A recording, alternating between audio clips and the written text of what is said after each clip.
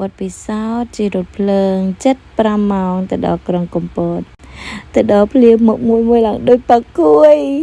បន្ទាប់ពីដល់ហើយក៏ទៅជួលម៉ូតូគេជិះដល់រកកន្លែងគេងហើយបើនិយាយពីកន្លែងគេងវិញឈិលស្លប់បើ location វិញនៅចិត្តកន្លែងដើរលេងងាយ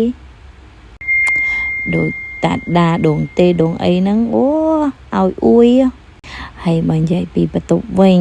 អ្នកអរគ្នាបន្ទប់វិញធូរថ្លៃហើយស្អាតទៀតកន្លែងគាត់មានឈ្មោះថាសុខជា Hotel ហើយបើនិយាយពីខែគេងណាគេងបាន3នាក់អ្នកអរគ្នា3នាក់បើសិនជាទៅជា family មានកូន2អីហ្មងណាយាយហើយអ្នកអរគ្នាក៏មើលទេសភាពខាងក្រៅហើយកុំមើល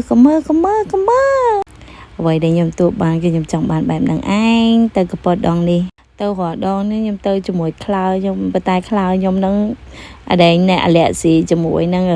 ខ្យល់ខ្លាំងក៏អត់បានថ្ងៃក៏អត់បានអញ្ចឹងទៅគេជិះឡានដើរលេងប៉ុន្តែជូនខ្ញុំដើរគ្រប់កន្លែងអស់ហើយអ្នកនរគ្នាអើយក្លុកក្លៀតណាគាត់ជូនទៅដែរអញ្ចឹងដងនេះអ្វីដែលខ្ញុំចង់បានហ្នឹងគឺខ្ញុំមកកពតដើម្បីញ៉ាំក្តាមឲ្យមានរសជាតិឆ្ងាញ់ឈៀលជាមួយនឹង view ទេសភាពចាអ្វីដែលត្រូវចិត្តហ្នឹងគឺទេសភាពនៅកន្លែងគេហ្នឹងឯងហើយបើនិយាយពីប្អូនខ្ញុំវិញអូ she can fly she can enjoy the make and she fly on the swimming pool នឹងហើយមកកពតដងនេះគឺខ្ញុំចង់តាជីជួម៉ូតូជីដើរលេងតាមភូមិជីកាត់លើភ្នំតិចតួចអីអញ្ចឹងឈៀអញ្ចឹងទៅហើយ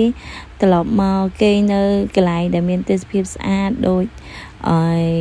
មាននៅក្នុងវីដេអូហ្នឹងអញ្ចឹងគេខ្ញុំចង់បានបែបហ្នឹងឯងហើយនិយាយពីដើរទៅណាអត់ផុតពីអូតែទេពីកន្លែងគេងទេគឺថាត្រូវតា come back ព្រោះម៉ោង9គេបេតតអញ្ចឹងទៅចង់នៅលេងទឹកខ្លាចគេបិទអញ្ចឹងយប់ឡើងអីទៅដើរលេងក្រៅតិចត្រឡប់មកវិញជាចង់ក្រោយមានអីនិយាយចង់ផ្ដាំថា When light hurt កំពត heal